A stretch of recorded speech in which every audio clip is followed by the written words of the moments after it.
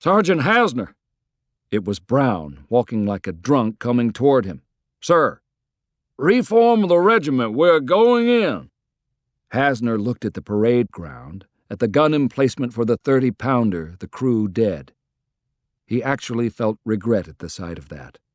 The gunner who had been taunting him, he'd have liked to find him and offer a drink, but they were all dead. Reform?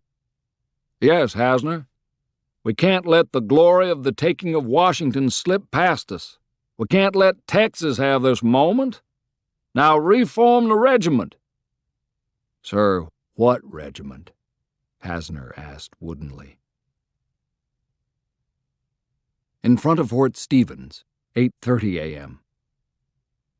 That's it, Lee cried. Go, Texas, go!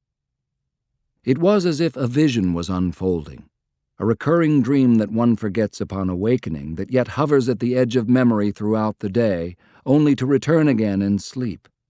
For 2 years he had dreamt of this moment, the final door unlocked, the end now within sight. Washington was there for the taking. It was the end. General Longstreet, now! Bring your men up now! Longstreet was silent, and there were tears in his eyes. General Longstreet? Sir, it will be another half hour before I can even hope to commit McLaws. Then send in what you have. A brigade, maybe 2, sir. Then send them in. Yes, sir. He turned and rode back, and Lee watched him leave. His gaze shifted to the east, to the sun. Oh, God, freeze it in the heavens as you did for Joshua before Jericho. I beg you, please let it freeze, for time to stop, to give me but one more precious hour. The smoke swirled, obscuring the sun for a moment, and then it came clear again. And to the southeast, he could see the dome of the Capitol. In front of Fort Stevens, July 18, 1863, 10 a.m. General Lee, I beg you, sir, call it off. He turned to look at Longstreet and Hood, who stood beside him. He could not reply. Sir, Hood interjected, it's finished. They're closing the breach. They have a colored regiment in the line now. One of my staff says it's the 54th Massachusetts.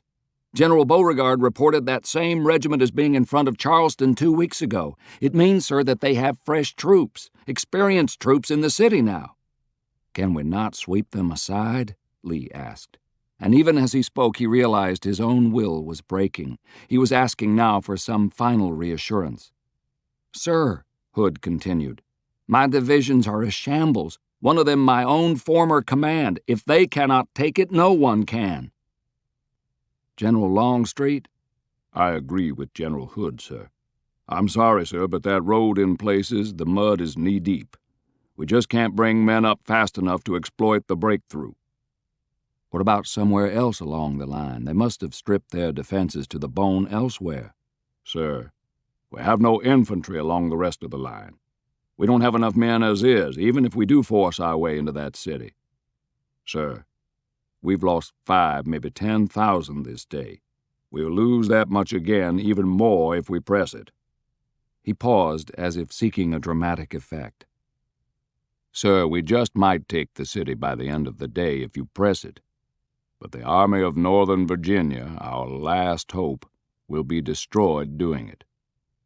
I beg you, sir, Hood cried, his voice close to breaking. Stop it now! Our chance has passed for this day. Lee looked toward the fort, that accursed fort. Wounded, demoralized, pitiful fragments of broken units were coming back out of the smoke. He lowered his head and nodded. He knew already that Pettigrew was dead, Perrin badly wounded. Pull them back, he whispered. He looked back to the southeast. The Capitol was still visible, its nearly completed dome standing defiant. He turned and walked away.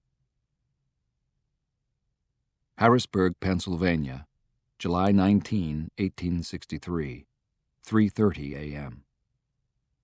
The train drifted into the station, its bell ringing, the steam venting and swirling in the still morning air. He sat hunched over, wrapped in thought, headache still throbbing.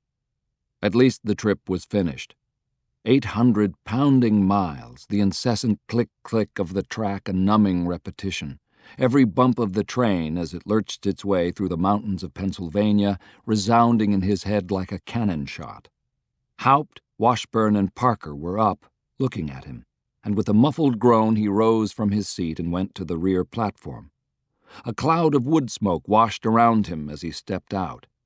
A small guard was waiting, a dozen men snapping to attention, a captain with drawn sword saluting as he stepped off the platform.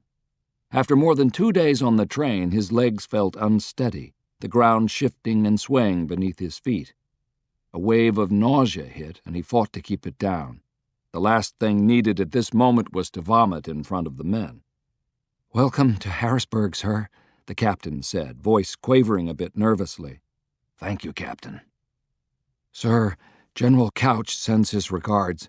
He regrets not being here to meet you, but will report at your earliest convenience." Grant said nothing. Couch was most likely fast asleep.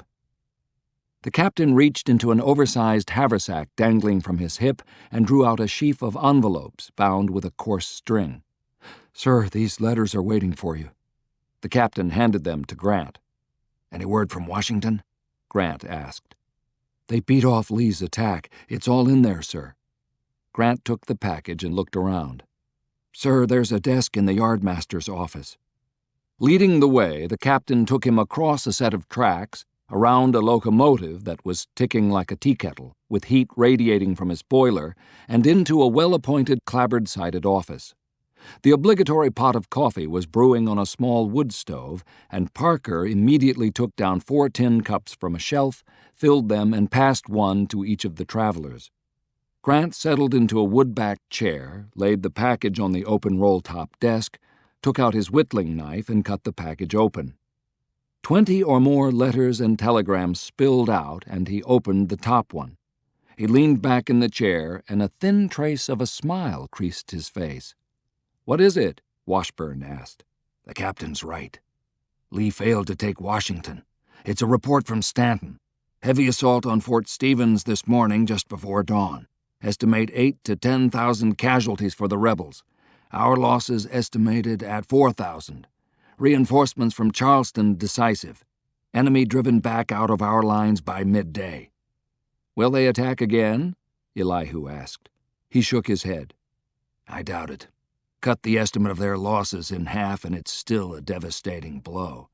If they couldn't take it yesterday, Lee knows it would be even worse today. I think that finishes their hopes of taking the capital for now." He opened the other envelopes, scanning through them, lingering over one for a moment, then continued till the last was read and laid down on the desk. He finally took up the cup of coffee, which had cooled, and drained it in several gulps. Grant looked around at the small gathering. "I'm to report to Washington immediately," he said, and stood up. "You just got here," Elihu said. "I know. Stanton wants a conference, and I'm to take the fastest train to be found down to Perryville on the Susquehanna, where a dispatch boat will be waiting to take me to the capital." "Stanton?" Elihu asked cautiously. "Congressman, I'd like you to accompany me," Grant announced. "Parker, I want you to stay here. The 1st Division of McPherson's Corps should start coming in later today. Set up my headquarters. I want it in the field, not in town. Find an appropriate place. Haupt, I think it best if you accompany me as well." "An honor, sir. I'll go over to the dispatch office now and clear a line for an express. We can take the same train that brought us here." Grant picked up the first telegram he had read and reviewed it one more time. So Lee had tried. Well, he had to. Even on the slimmest of bets, the chance to take Washington by a bold assault could not be ignored. He might try again a few days hence, to probe around the fortifications and look for a blunder by Heintzelman. All Heintzelman had to do in response was to keep the exterior forts reasonably garrisoned and shift reserves along his own interior lines to wherever the threat might develop. A child should be able to do that. But then again, more than one general in this army had sunk below that level during the last 2 years. The question is, What will Lee do next? Sir? He looked up. The captain of the guard detail stood in the doorway, holding another telegram. This came in for you. It was dated nearly 6 hours ago, but was in code. Sorry, but it took a while to find the translator book. Grant took the telegram and opened it. A message out of Greensburg, Pennsylvania, 100 miles to the southwest along the Pennsylvania Railroad. The message was from a Pinkerton agent claiming to have come in from behind Confederate lines. Jefferson Davis was reported as being seen 2 days ago at Greencastle, a small town in the Cumberland Valley, just inside the Pennsylvania state line, riding to meet Lee. Now, if true, that was news, revealing much of what was to come. In fact, it was damn good news. Haupt was back. I've ordered the line cleared. We can leave as soon as our engine is watered, oiled, and fueled. Grant stepped out of the office, lit a cigar, and looked heavenward. It was a clear night. The stars were out, shining through the faint overcast of fog drifting up from the river. "How's the headache?" Elihu asked. "It's gone." 3 miles north of Fort Stevens, July 19, 1863, 2 p.m. General Lee, President Davis is on the road just north of here. He'll be arriving in a few minutes. Startled, Lee looked up from the map spread out on the table. Having moved his headquarters out of artillery range, he had just settled in under an awning spread on the front lawn of a modest 2-story home facing the 7th Street Road. Under the shade of the awning, he had been contemplating a nap after the sleepless night that had bedeviled and exhausted him. "Are you sure it's the president?" he asked. Taylor nodded excitedly. "One of Stewart's boys saw him and galloped back here with the word." Lee came to his feet, looking down at his uniform. His jacket was off, vest open, pants stained with mud.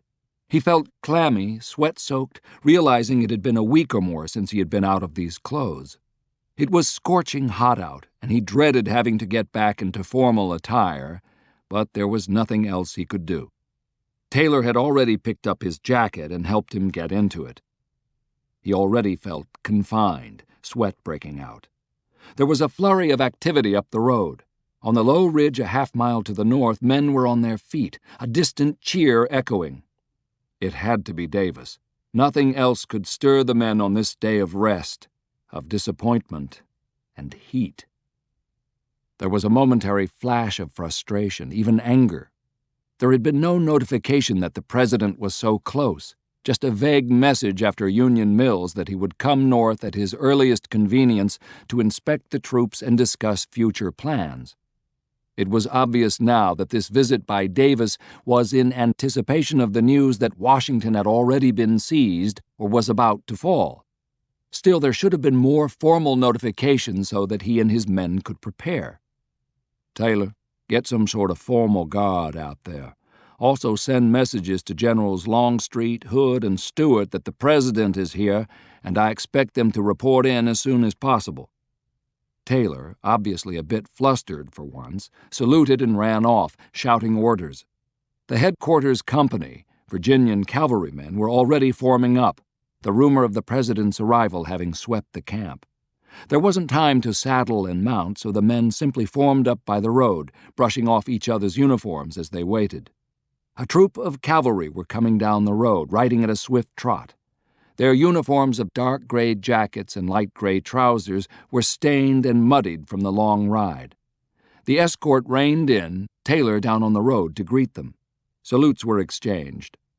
A second troop came in, and in their midst was Jefferson Davis riding a black gelding trailed by civilian staff.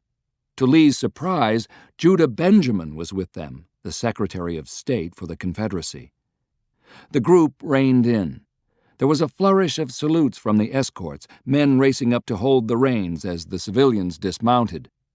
Lee came forward, stopping a half-dozen feet from the president and saluting. Davis stepped away from his mount, moving stiffly, looking around. He bowed slightly in acknowledgment of the salute. "Mr. President, welcome to the Army of Northern Virginia, sir," Lee said formally. "An honor, General Lee." My headquarters are rather Spartan, sir. I hope you don't find it too uncomfortable." As he spoke, Lee gestured toward the canopy of tarpaulins spread out on the front lawn of the house. A couple of servants were racing about, dragging more chairs out from the house, another setting out a fresh pot of coffee and tin cups, and, surprisingly, a pitcher of what looked to be iced lemonade. "Not at all. In fact, this reminds me of my own days in the field during the war with Mexico." "Lead the way, General," Davis said. Lee guided them the few dozen feet to the table. The entire crowd of civilians tried to close in and follow. Davis turned to one of his military escorts and whispered a few words. The escort nodded. "Gentlemen, the President wishes a few moments alone with General Lee and Secretary Benjamin. I believe General Lee's staff will offer some refreshments in the house." Davis was already sitting in the chair Lee had occupied only minutes before. Benjamin was standing, looking down at the map. Lee approached, glad to be under the awning, at least out of the direct sunlight, though the heat was stifling. "Gentlemen, something cool to drink? Perhaps you'd care to rest a bit before we start," Lee offered, even as he poured a cup of lemonade and offered it to Davis. "I'd like to hear what happened first," Davis replied, looking up at him. He wasn't sure if there was a tone of reproof in Davis's voice. He set down the cup that he had offered to Davis and then poured another for Benjamin, who gladly took it. Benjamin took his hat off and with a sigh pulled out a handkerchief and wiped the sweat from his brow. "Thank you, General," he gasped and drained the lemonade in 2 gulps. Seconds later he winced, rubbing his broad forehead from the shock of the cold beverage. He forced a smile.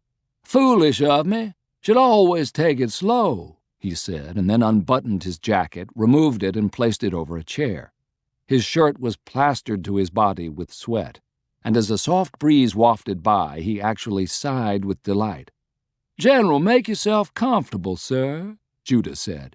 "Our president has an iron fortitude, but I'll tell you, in those last 10 miles, I thought I would die from the heat. It is worse up here than in Richmond." "I agree," Lee replied, glad for the moment of small talk, which was customary and polite before getting to business. Washington has its own unique climate, which in midsummer is worse than anything to be found farther south. Judah poured another cup of lemonade and sipped it slowly. Lee had always liked this man, and he could tell that Judah was trying to give him a few minutes to organize his thoughts. "Take off your jacket," Benjamin pressed. "Let's get comfortable. If you keep yours on, sir, I will be forced to put mine back on, and that I would not care to do." Lee smiled, and Taylor was quickly behind him, helping him to remove the heavy wool coat. He beckoned to a chair, and Judah took it. Davis, who had remained silent through the interplay, removed his jacket as well, having been outvoted on the dress code for the meeting.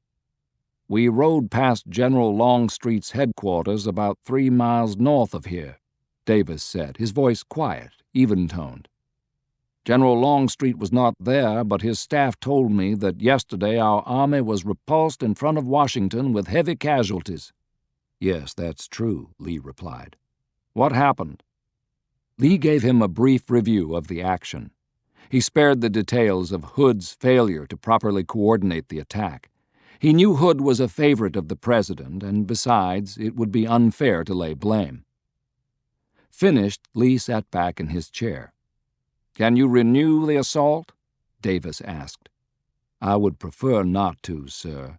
I've asked for a full muster and review of all units, which should be in by the end of the day. But I think it's safe to say that we are down to roughly 30,000 infantry capable of bearing arms."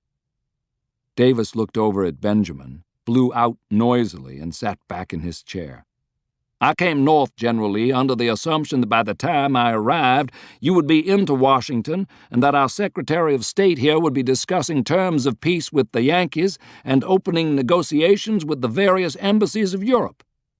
I am gravely disappointed by this turn of events. When you proposed this campaign to me back in May, it was to serve several purposes. One was to relieve Vicksburg, an attempt that has failed. A second was to defeat the Army of the Potomac, and in that you succeeded brilliantly. Yet a third was to hopefully bring Washington into our grasp. It appears that has failed as well. Lee listened, trying to maintain an air of patience and deference, but he felt an anger building. He knew he was tired and the day so hot that the heat was getting to him as well. He had to stay calm. "Sir, are you dissatisfied with the results?" he asked. "Let us say I expected more, much more, General Lee. The reports that came back to Richmond indicated that we were on the brink of a final victory that would conclude this war." "I never said such a thing in my report, sir. Perhaps public enthusiasm generated by our friends of the press elaborated on what I reported to you in my dispatch after Union Mills. I stated in that report that I would march on Washington and probe its defenses. Never did I indicate that I felt confident that I could take that position. I will confess it was a grave disappointment to travel so far to find this failure." "The Army tried, sir. It did all that was humanly possible. And please do not dismiss the victory they brought us at Union Mills." "The destruction of the Army of the Potomac. Yes, though I did hope for more results to emerge from that. It appears that Mr. Lincoln still will not waver from his course, regardless of how much blood he spills." "Sir, we crippled the Army of the Potomac, have taken it out of action for at least a month, perhaps two, before it can reorganize, but it has not been totally destroyed. Except in the most rare of circumstances. That, sir, is impossible." "A remarkable achievement, General Lee, your victory at Union Mills," Benjamin interjected. "It will stand in history alongside the victories of Wellington and Marlborough." "Thank you, sir." Davis stirred, looking over at Benjamin. "I, for one, would like to hear the details from you, General, of how it was achieved," Benjamin continued, obviously enthusiastic. "But perhaps we should focus on the next step, given the realities you have just shared with us." "Sir, it is obvious we must remain on the offensive and continue the campaign in Maryland, but to attack Washington is out of the question at the moment, given our numbers. To withdraw back to Virginia is out of the question as well. We cannot allow ourselves to fall back into a strategic defense and give those people the time to concentrate their forces and come after us again." "What if I were to tell you that even now 20,000 additional infantry and 5,000 cavalry are mobilizing to come to your side?" Davis asked. Surprised, Lee could not respond, and for the first time Davis actually smiled. "I've ordered General Beauregard to bring up half his garrison from Charleston. Additional troops are being drawn from North Carolina and Virginia, including the brigades left behind by Pickett.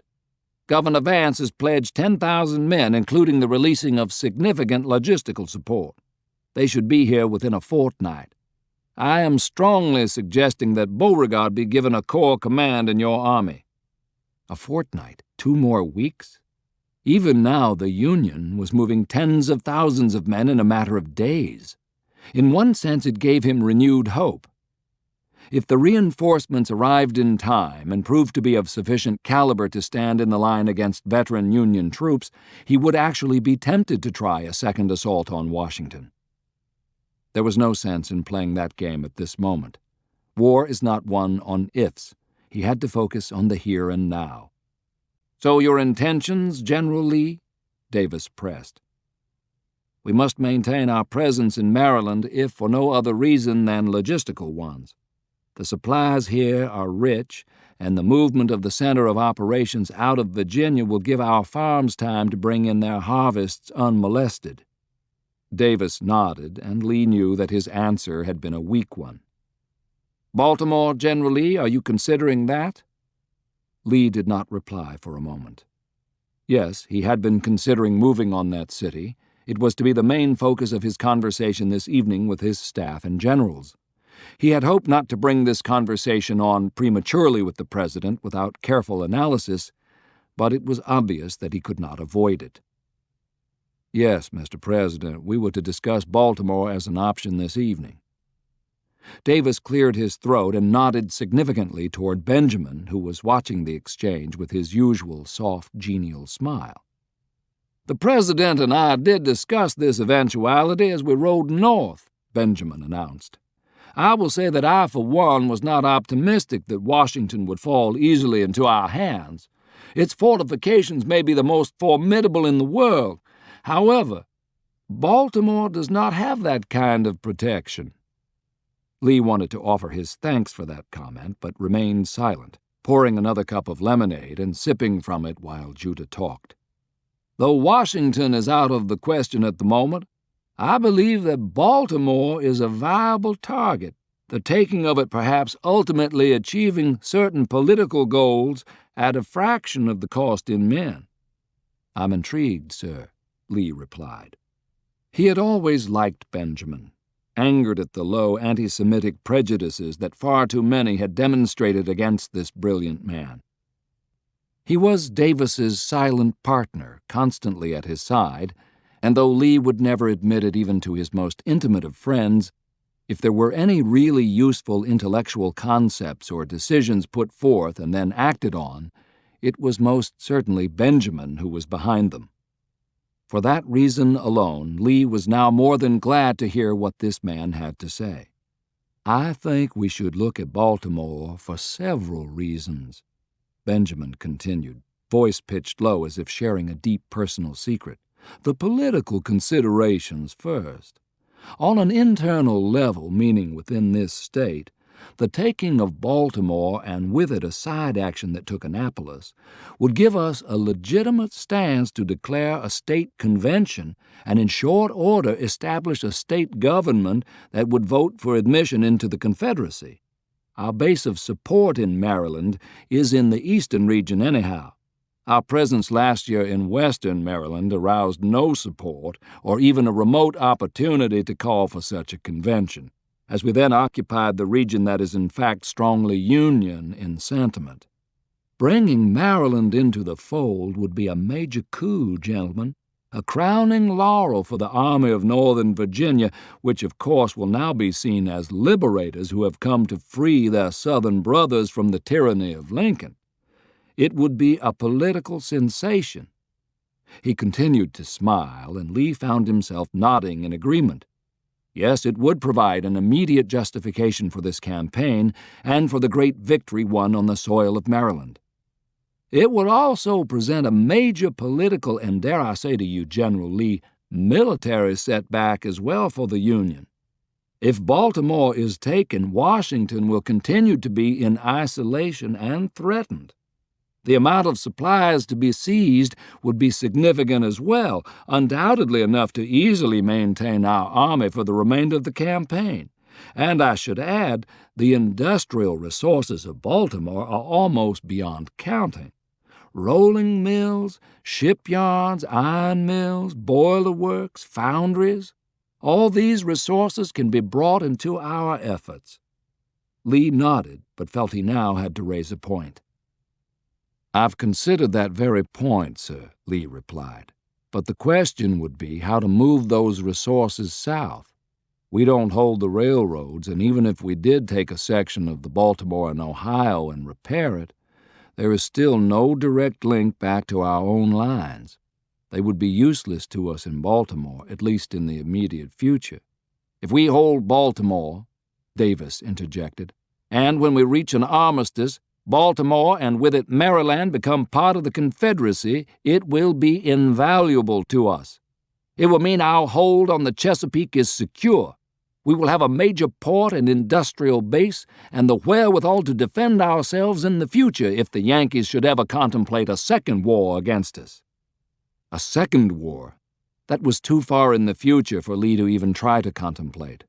His only concern now was the immediate, the campaign of this moment, and the bringing of it to a successful conclusion. "As to the primary consideration," Benjamin said, taking the conversation back from Davis, "it is the international one." Lee nodded. "When the culmination of this campaign results in the taking of Baltimore, I would be present as Secretary of State. We, of course, would announce for all the world to hear that this indeed had been our intent from the start. The attempt on Washington was perforce necessary from a military standpoint, but we never seriously contemplated the taking of it. Baltimore from the start was our goal." Realize, sir, that in Baltimore, though there are no ambassadors there, there are several consular offices watching over trade issues and such. The French have a consulate there, as do the British. I would meet with them at the earliest possible moment and present yet again the case for their intervention.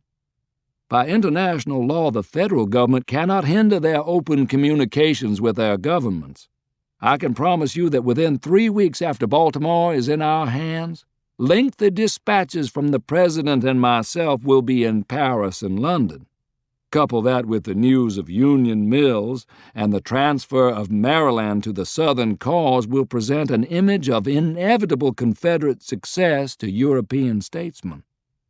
He sat back, his perpetual smile turning into a broad grin.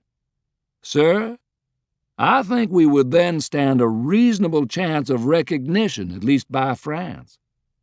This was indeed heady news, Lee thought, unable to hide his own smile of approval. England? He asked. Benjamin regretfully shook his head. There are other issues hindering us there. As he spoke, he looked over at Davis, whose features were now wooden and unresponsive. Why France, then? Lee asked. Because of the nature of their emperor, Napoleon III. We know he is trapped in a deepening quagmire in Mexico. That ill-advised campaign is going into its second year without any real results. Napoleon knows that a Union victory would result in an immediate turning of the wrath of the Yankees upon that troubled country. A war will result, and the Yankees will drive the French out and take the country for themselves. Is it realistic to think France will intervene? Lee asked. As he spoke, he looked past the two men to the road. 1,000 or more troops were standing there. The men were his men, tough veterans even at the tender age of 18. I owe them everything, Lee thought. Everything including my very life. They were the ones who stormed the cemetery at Gettysburg, then forced-marched 50 miles and held the line at Union Mills. What we talk about now was created by their blood and sweat. I must not fail them. I cannot fail them. General? It was Benjamin looking at him. Just thinking, Lee said absently. Benjamin looked over his shoulder at the troops watching expectantly, turned back to Lee, and nodded. We must see that their efforts are rewarded with final victory, Benjamin said softly, and Lee smiled. In answer to your question about France, Benjamin continued, yes, I think it is realistic, and it will bring immeasurable aid to those young men of yours. Troops from France? I doubt it. Logistically, it would be difficult, and besides, we don't need them, as General Washington once did. Our soldiers are the match of any Yankees we'll ever face, as long as they are backed up with sufficient supplies and equipment. Lee nodded his thanks at this compliment. It is the breaking of the blockade that matters, the diversion of Yankee naval forces to counter Napoleon. If but one convoy of supplies got through to Wilmington or Charleston loaded with artillery, ammunition, guns, medical supplies, that alone would be worth it. The political consternation it would create for the Union would be incalculable. It would exert profound pressure for negotiations on Lincoln and his government. The thought of the French ironclad La Gloire arriving off New York Harbor would send the entire North reeling and divert their assets from us. That, sir, would be a fitting result of your campaign against the Army of the Potomac. That would be the beginning of the end for Lincoln and his cronies. Congress would force them to seek an armistice with us. He smiled softly. Lee stood up, and as he did so, there was an audible stirring from the men out on the road, as if they sensed a decision was about to be made. He looked down again at the map. A 2-day march would place them into the city as long as there was no more rain. There were some fortifications to the southwest of Baltimore, but they were, at last report, manned only by some local militia. Yes, it was feasible, but would it also prove to be a trap? Once into the city, they were wed to it for the duration of the fight. Could he occupy it but still maintain a presence in the rest of Maryland and facing Washington? But Davis had promised 20,000 more infantry. If only it were 40,000, he would not hesitate. We must achieve something decisive here, he thought. And he knew that with Washington impossible, there was now no other choice. We move on Baltimore tomorrow morning, he said, looking at Davis and Benjamin. The two smiled and stood up. Davis, aware of the gathering crowd that was watching them, leaned over and shook Lee's hand. A wild shout went up from the watchers. From somewhere, a band had come up and immediately broke into a slightly off-key rendition of Dixie, which was greeted by the piercing rebel yell. Davis came out from under the awning and walked toward the men, the crowd breaking through the cordon of escorts to surround their president. Lee, always uncomfortable with such displays, held back, Benjamin by his side. "You really believe it can still be done, don't you?" Lee asked. Benjamin smiled his inscrutable smile and nodded. "With luck, General Lee. Tonight I shall appeal to my Old Testament God while you pray to your New Testament Savior. I don't think, though, that he takes sides based upon a few feeble prayers. So I shall have to trust in luck, your skill, and the courage of these men." He hesitated. "For if we appeal to him on moral grounds alone, well, I think I would be concerned." Startled, Lee looked over at Benjamin, who shrugged his shoulders and then walked off to follow his president. Not wishing to join in the display of exuberance, Lee stepped back and walked off in the opposite direction in order to contemplate what Judah Benjamin had just said. The journey from Harrisburg to Washington went by in a blur for Grant. Express train to Philadelphia, where they changed trains, and from there down to Perryville on the north bank of the Susquehanna, where they had transferred to a waiting courier boat. Now on horses borrowed from Union cavalrymen, Grant, Elihu, and Haupt rode into Washington to meet with Secretary Stanton. The road slowly climbed up a slope, the narrow confines of houses giving way to a broad, open expanse of lawn. He didn't need to be told. It was the Capitol. Dim lights glowed from within, the fog breaking up slightly to reveal in the first early light of dawn the great iron dome that was still under construction. Elihu slowed a bit, reined his horse in, and stopped for a moment. "No matter how many times I see it, it still gives me a lump in the throat," he whispered. Grant said nothing, looking up at the towering heights. Even now, at 4:30 in the morning, the building was open. A row of ambulances were parked in front of the east portico, stretcher-bearers carrying their burdens up the steps. Civilians were coming in and out, some moving slowly, wearily after what must have been a long night of labor, others hurrying in. They skirted around the south end of the Capitol, dropping down to the broad, open, almost marshy ground below the building. Directly in the middle, he stopped again and looked up. The structure towering above him was imposing, solid, conveying a sense of the eternal, the temple of the Republic for which he fought. Whether it would one day stand as a hollow testament to the failure of the dream, or remain the central hall of freedom, now rested squarely upon his shoulders. It was a responsibility he had not sought, but which fate seemed to have thrust upon him. Directly ahead was the War Department, Elihu leading the way. In the fog he caught a glimpse of the White House, troops deployed on the front lawn. The sky was brightening, shifting from indigo to a sullen gray. They reined in before the dark, somber mass of the War Department building. The sentries out front, in spite of the hour, were well turned out, uniforms smart, brass, polished, and reflecting the glow of the streetlights. As he swung down off his mount, several orderlies came out of the doorway and at the sight of him slowed, stiffening to attention. "General Grant?" one of them asked. He returned the salute and nodded. "Sir, the Secretary of War is in his office. He told me to escort you in the moment you arrived." Haupt dismounted with him, but Elihu stayed on his horse. "Think I'll wander over to the White House," Elihu announced. In spite of the hour, Grant knew that Elihu would rouse the president, and he was grateful. Stanton had no real love for him, and at this crucial first meeting it would be good to have Lincoln present. The corridors were brightly lit with gaslight.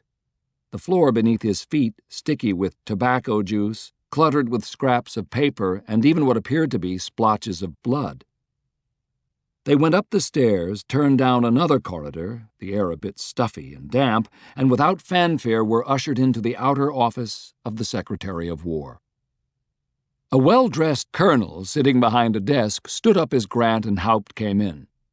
"Good morning, General. We were expecting you," the colonel announced in a soft, silky voice. "The secretary is asleep, but I have orders to wake him the moment you arrive. Please make yourself comfortable." The colonel slipped through a doorway, barely opening it, and the etched glass panes of the inner office, which had been dark, now glowed from a light within. There was muffled conversation. Grant settled back in the leather-bound seat and looked over at Haupt, who was obviously exhausted. They didn't wait long. The doorway opened, the colonel beckoning for them to enter. Stanton was up, hair rumpled, feet in carpet slippers, an unmade daybed in the corner with blankets kicked back. He wheezed slightly as he came up and shook Grant's hand. "You've made good time, sir." "General Haupt is to be thanked for that. We had an express with track cleared all the way from Harrisburg to Perryville." Stanton beckoned to a couple of seats across from his desk as he settled down. The colonel reappeared bearing a silver tray with a pot of coffee and one of tea. He poured the tea for Stanton and coffee for Grant and Haupt, then withdrew. Stanton opened a desk drawer and pulled out a pocket flask. "Would you care for a bracer in that, General?" he asked. Grant, features expressionless, shook his head. Stanton put the flask back in the desk. "Give me a minute to wake up, General," he said, and leaning back in his chair, Stanton noisily sipped on his cup of tea, draining it, then refilling it. Grant waited patiently. "Do you know why I summoned you here?" Stanton asked. "I would assume, sir, to review the plans of the forthcoming campaign." "Yes, General. Since your appointment to field command of all armies, I have not the slightest inkling of what your intentions are." "Sir, I thought it best not to entrust such delicate information to either the telegraph or dispatches.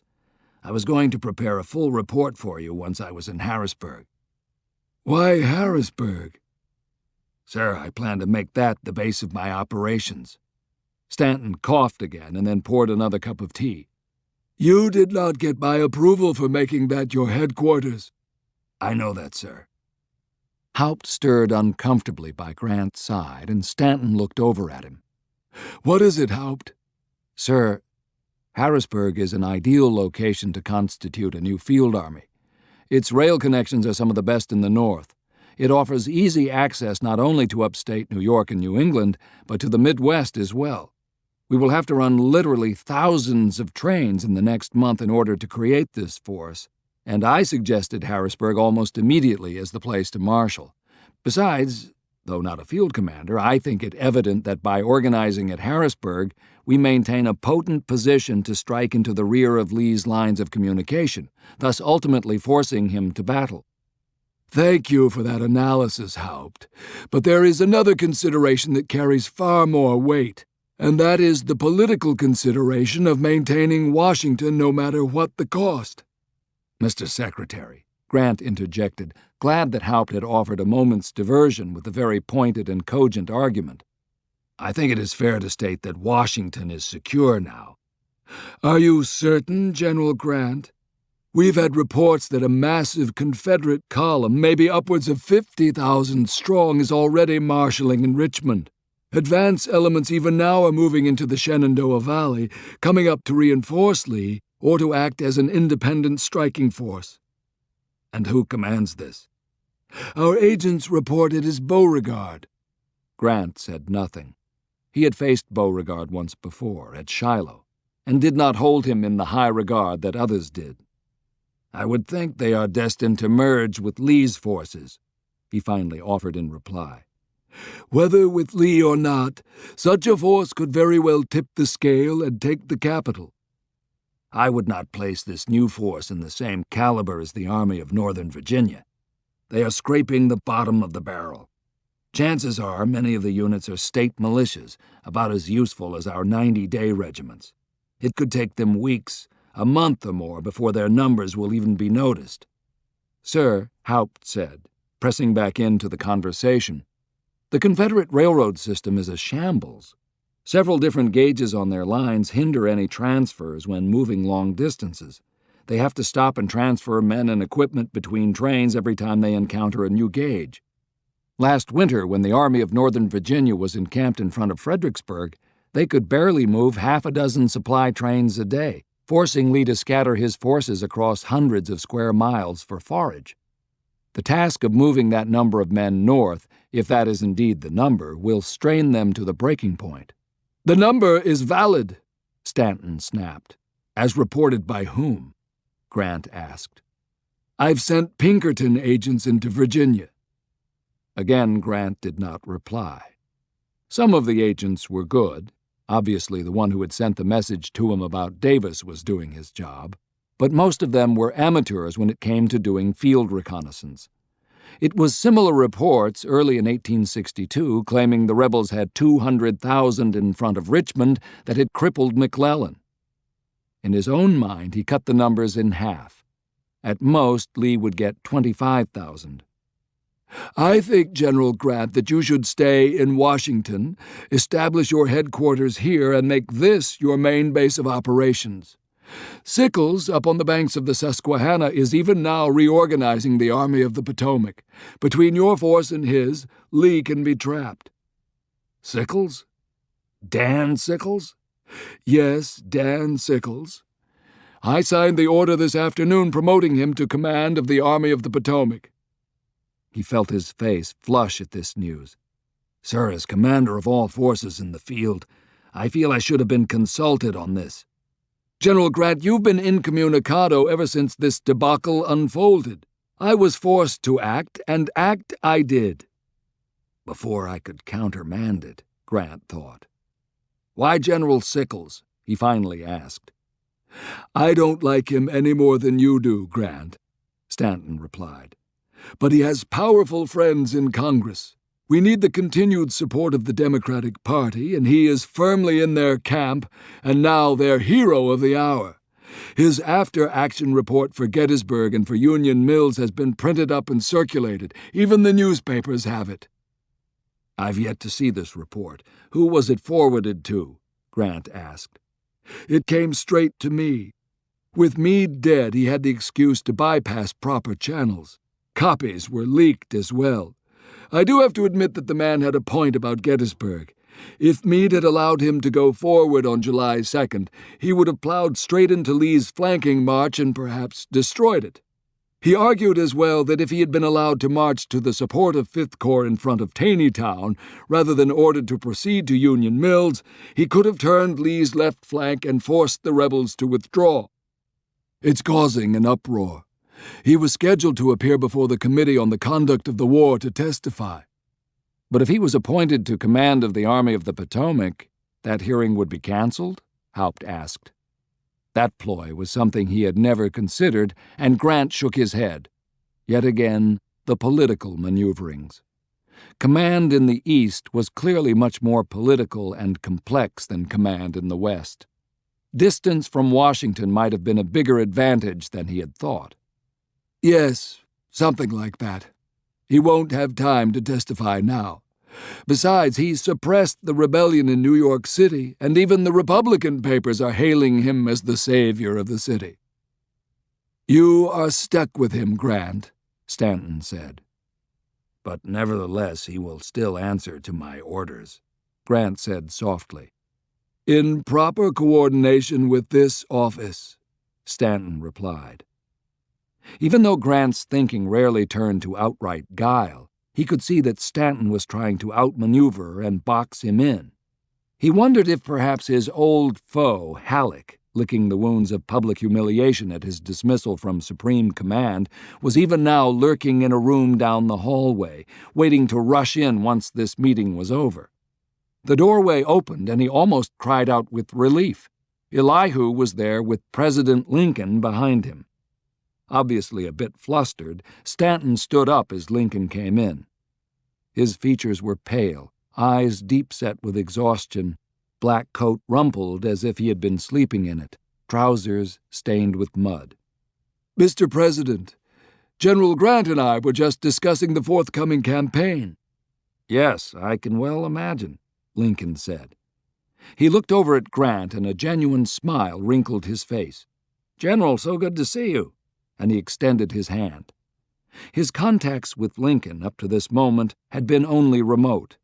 He had never stood like this, so close, almost a sense of the two of them being alone. He looked straight into the man's eyes and liked what he saw. Homey, down to earth, the prairie lawyer without pretense.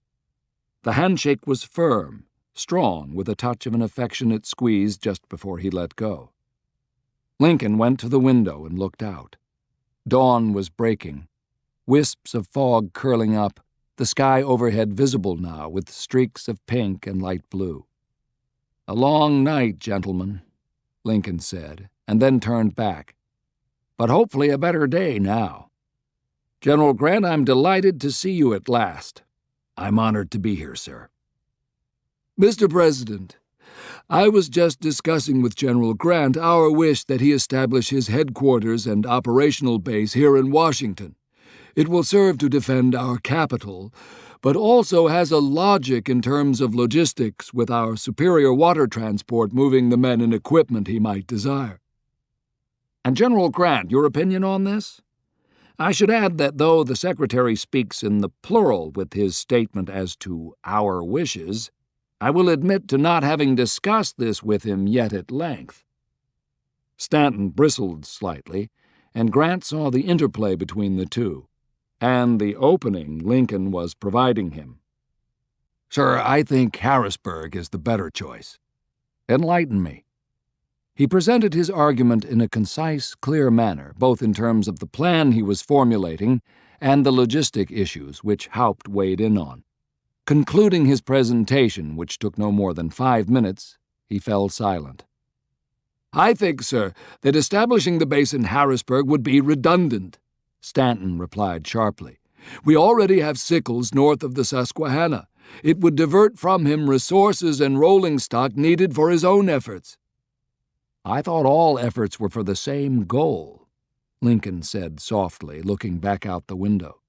"A renewed Army of the Potomac, 100,000 strong, coming down out of the north," Stanton pressed, "with General Grant here in Washington acting as the anvil, would force the conclusion we want."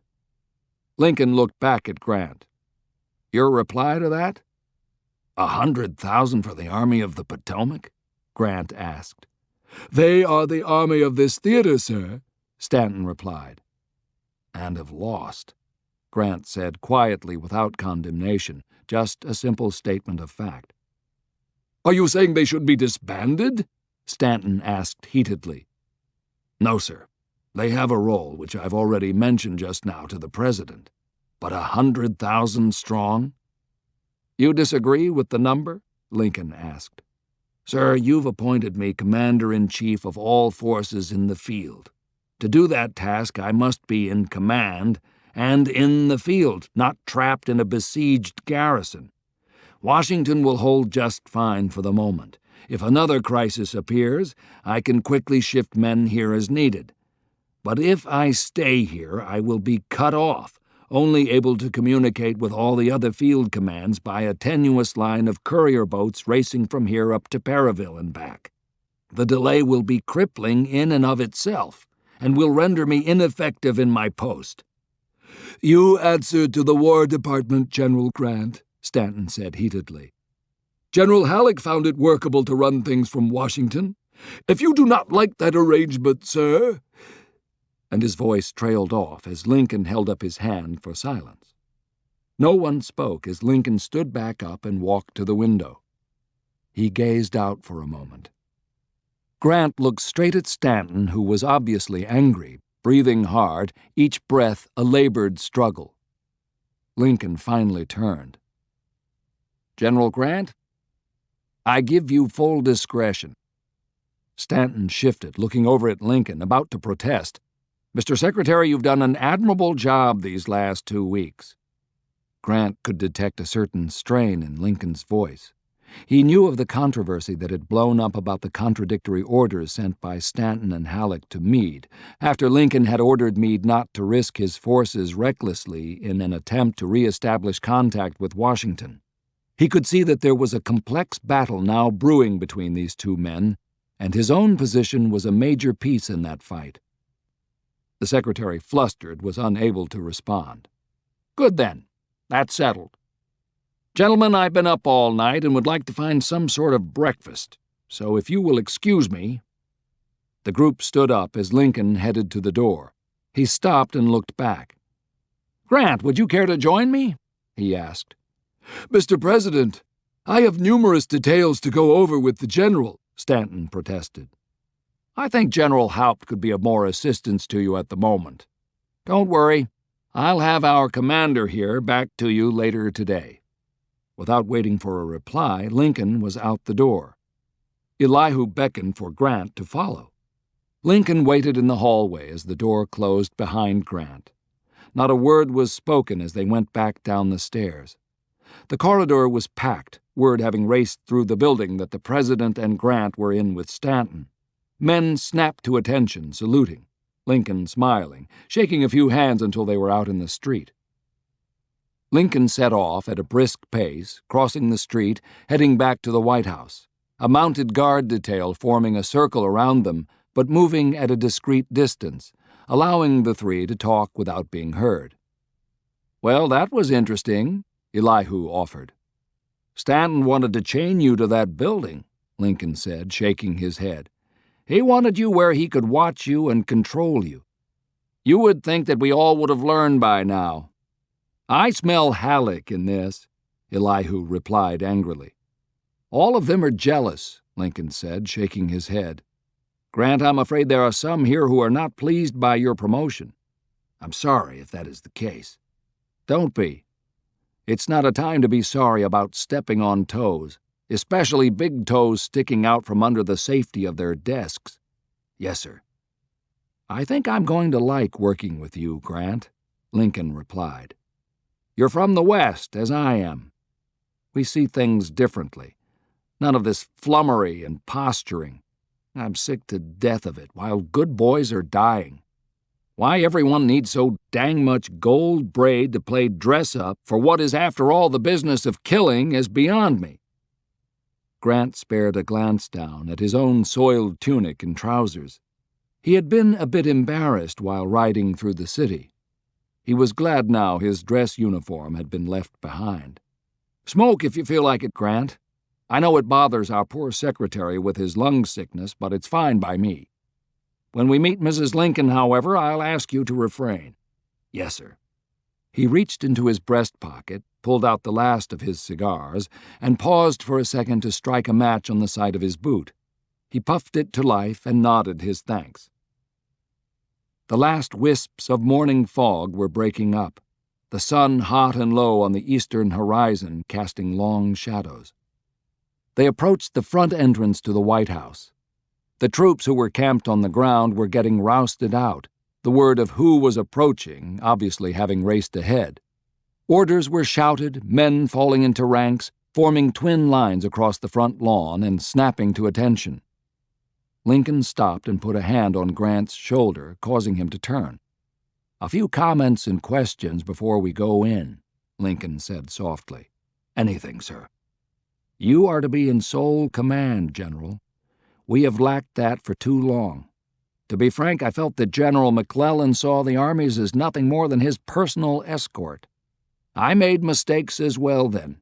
I was patient when I should have interfered, and I interfered when I should have stepped back. I think any president would be tempted to do so, but I've learned my lessons. I think as well I should have been far more forceful in finding a general that would fight than letting him go do his business. You are my expert at battle, so unless there is a profound issue that cannot be avoided by me, I will stand back and let you see to your business." Grant could not reply to that. The reality was simply too startling. But 3 short weeks ago he was handling a siege on the Mississippi, all that he commanded almost within direct view at any given moment. Now every soldier as far afield as Texas or the Indian Territories was under his command. And yet it did not overwhelm him. He thought of the many cold, rainy nights sitting alone with Sherman, talking of how the war should be fought, how, if allowed to do so, they could bring the bloodletting to an end. The price up front would be cruel, and yet in the end it would spare all of the nation endless years of half-measures and unrelenting agony. This president had just given him that power. The secretary is not happy with your appointment. Frankly, it was done without serious consultation with him. Some claim it was the spur of the moment, the night I learned of the destruction of the Army of the Potomac. Maybe so, but I will tell you, Grant, that the thought had been building for some time. I appreciate that confidence, sir. I hope I can live up to it. All right, then. To speak bluntly and no whispers on the aside, I know about your problem with drinking. Grant flushed and lowered his head. I'll only say this once, and the matter will never be spoken of again. Until this war is finished, not another drop, sir. If you shall fail in that pledge, your enemies and mine will howl for your head, and I doubt if even I will be able to save it. I have placed a confidence in you, and I expect it to be observed." Grant looked back up into his eyes and saw that there was no recrimination. The gaze was almost fatherly as Lincoln reached out and squeezed his shoulder. "You have my word of honor on that, sir," Grant replied humbly. "Good. Nothing more will be said on that," and Lincoln smiled. "Now, establish your headquarters where you will. If Harrisburg is your choice, so be it." "And General Sickles, sir?" Lincoln sighed. "My hand was forced on that point. He might be a thorn in your side, the last of the old guard of McClellan's time, but then again he seems to have conducted himself well in division and corps command, and, like it or not, he was right about the second day at Gettysburg.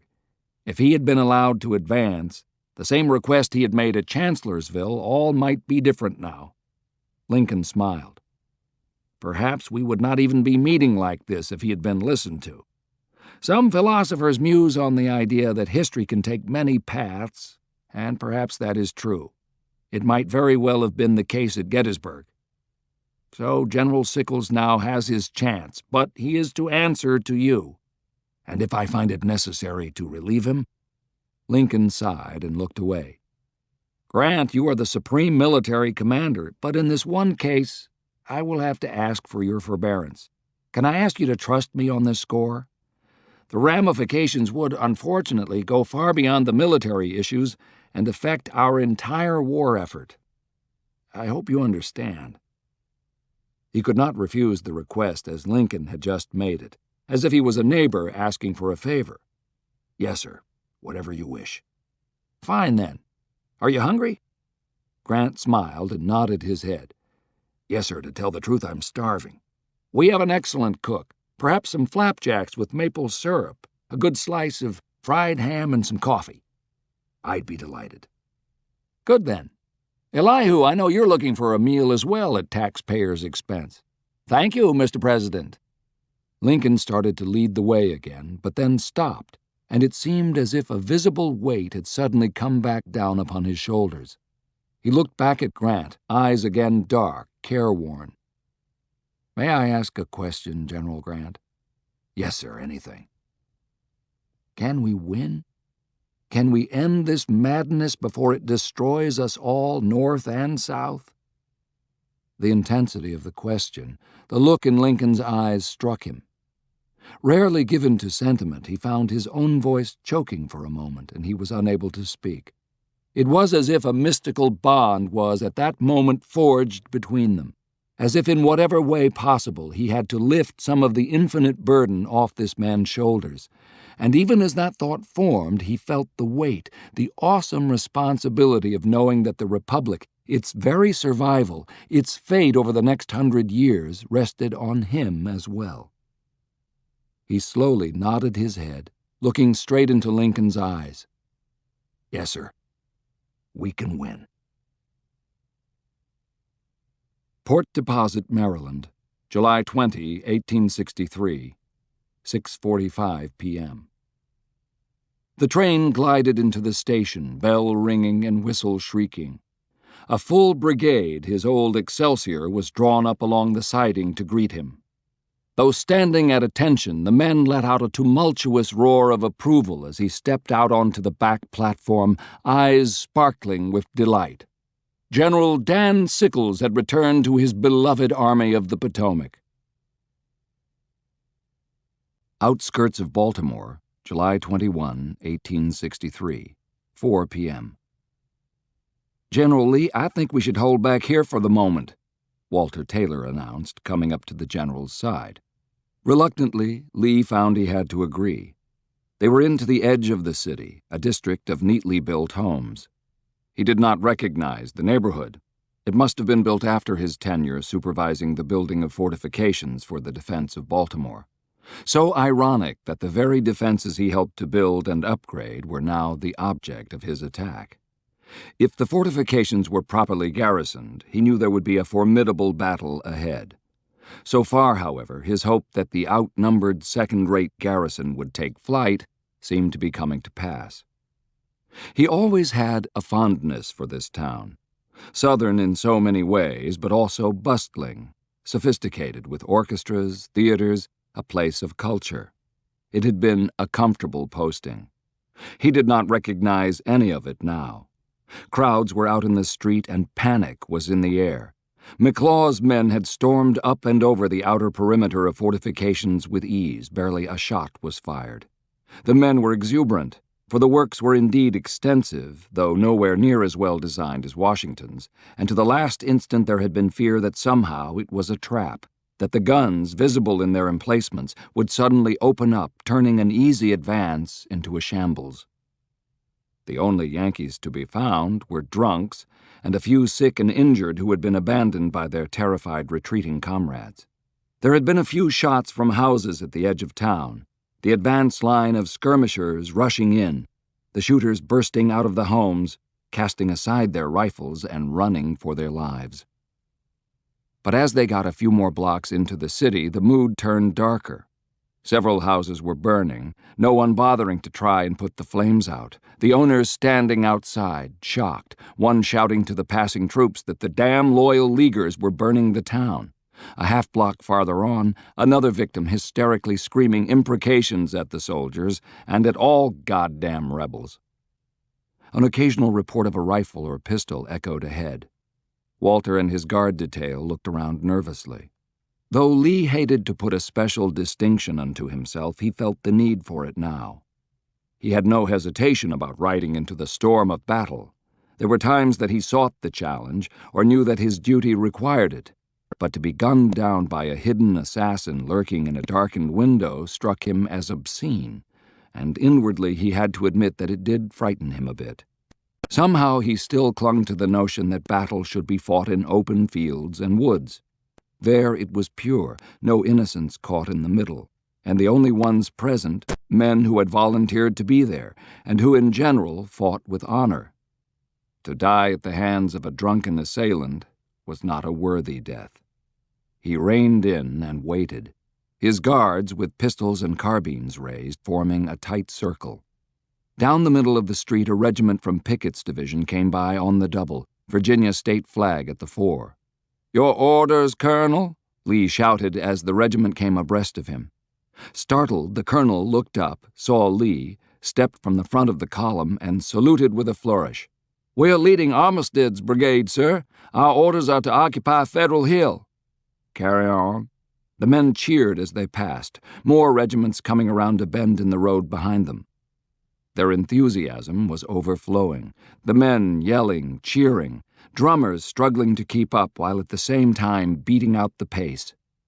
A troop of cavalry riding on the sidewalk across the street trotted by, pistols drawn. The wind shifted slightly, carrying smoke on it, a distant rumble almost like battle, but not quite. A courier came tearing back up the street, lashing his mount, shouting for the infantry to clear the way. He rode straight past Lee, went half a block, then reined in hard, horse skidding. He turned his mount and came racing up to Lee, breathing hard. "General McLaws' compliments, sir. He begged for you to come forward with as many men as possible." "What is wrong? Are the Yankees standing?" "No, sir, it's the civilians. Sir, it's a riot like nothing we've ever seen.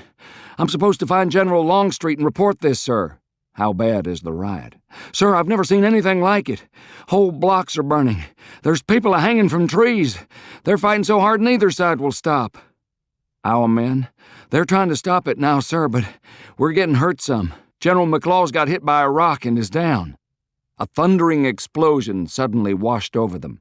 Startled, Lee looked up to see a massive fireball climbing heavenward, mushrooming out. Window panes farther down the street shattered, glass tinkling down onto the street. "Longstreet's farther back," Lee said, pointing back up the road. "He might be riding with Pickett's headquarters." The boy saluted and galloped off. He took a deep breath. "We better go in." "What was that?" Taylor asked, pointing at the still mushrooming cloud. "Might be the powder reserves at Federal Hill. If so, there's going to be a lot of damage down in the center of town," Lee announced. Taylor shouted for the guard to keep a sharp watch, and Lee did not object as several of the men moved in closer. He knew he had to put on an imperious air to project a calm authority, but still he found himself looking nervously about. After so long in the field, this environment was alien, disquieting.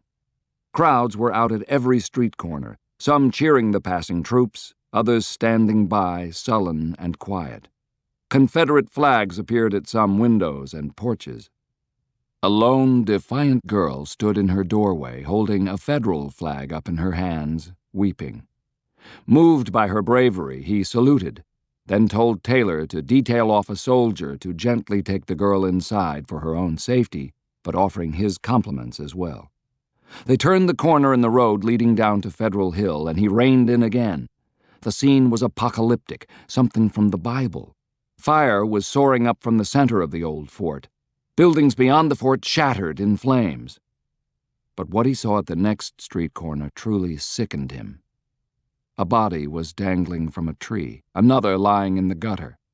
The house the bodies were in front of was engulfed in flames, the side of the neighboring house already scorched and smoking. The body hanging from the tree was a black boy, not more than 12 or 13. The body in the gutter, a woman, her throat cut.